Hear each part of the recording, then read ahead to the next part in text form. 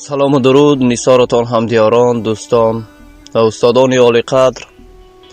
بنده هلال صبر هستم و خواستم اینجا سوگنامه را از شاعر اسماعیل ظریفی که به مرگ نابهنگامی حافظ شناخته، حافظ دلها بهرام غفوری نوشتند برای شما قرائت کرده باشم.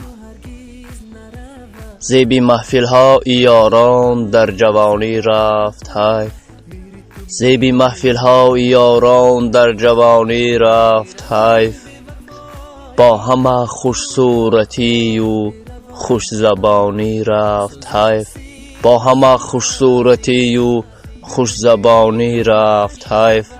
چشمه جوشنده باغ هنر در خاک شد، چشمه جوشنده باغ هنر در خاک شد، نجم تابانی سریری شادمانی رفت حیف، نجم تابانی سریری شادمانی رفت حیف. از سرودش می رسید بوی محبت بر دماغ، از سرودش می رسید بوی محبت بر دماغ، نونهال در زمان گلفشانی رفت حیف، نونهال در زمان گلفشانی رفت حیف.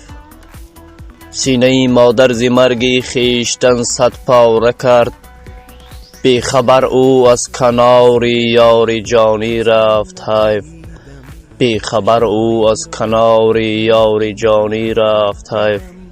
دو پسر را کرد بی کس در طریق زندگی، دو پسر را کرد بی کس در طریق زندگی، زنده داری بزم ها از زندگانی رفت حیف، زنده داری بزم ها از زندگانی رفت حیف.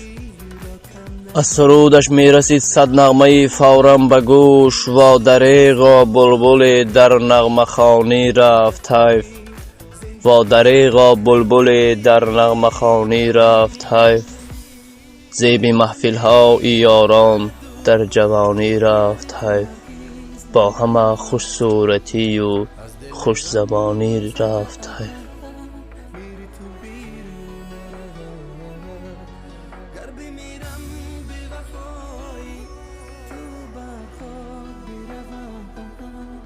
سوزش سینه کم از این دل